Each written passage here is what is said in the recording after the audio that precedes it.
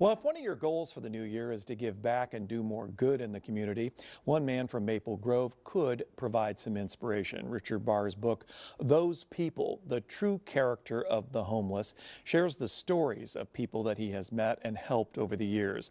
100% of the book's proceeds go to Threshold to New Life, the nonprofit Bahr founded with his wife. And we are pleased to welcome Richard Bahr to the show. It's good to have you here today. Thank you. This title is very insightful. Explain what this means, this title.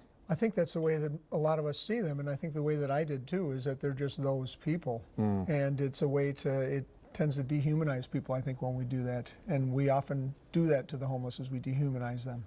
You have spent many years now with your wife in trying to dedicate yourself to helping the homeless and the situation of it.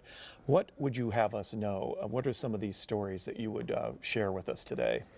Yeah, well, a key thing with the homeless that I've been told many, many times is that you don't know how many days I go through where people don't look me in the eye. And that's like the lowest form of humanity, is actually to just exchange. I mean, you and I are exchanging eye contact now. And many of the homeless people go through an entire day without people looking them in the eye. It happens that sometimes we pull up to a stop and there will be somebody there who is panhandling, looking for money. And the natural inclination, unless you're giving, is to look away. The human reflex of that.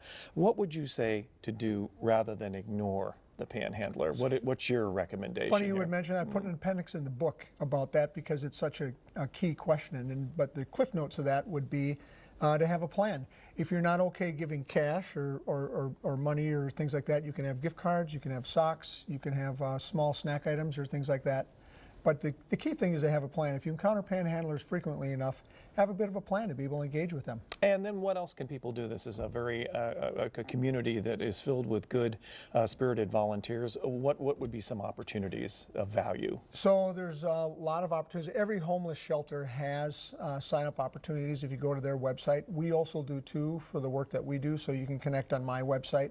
And I know you can do that through KARE 11, and you can connect with me, and I can help you get connected to something that we do. Tell us about your organization in these few minutes left. Yeah, thresholdtonewlife.org actually helps prevent homelessness by helping people keep the housing that they have already. I also work in an organization called 2.4 Ministries, which is part of Grace Fellowship Church in Brooklyn Park, and we serve 44,000 meals a year out of the Harbor Light facility, serving breakfast every single day, 365, with over 40 volunteers. Well, thank you for your good work in this community, and this book helps tell a portion of that story, hopefully igniting some interest out there too. Thank you. Thank you. All the best to you. You can find more information about Richard's book and his nonprofit at KARE11.com under the 4 p.m. show page.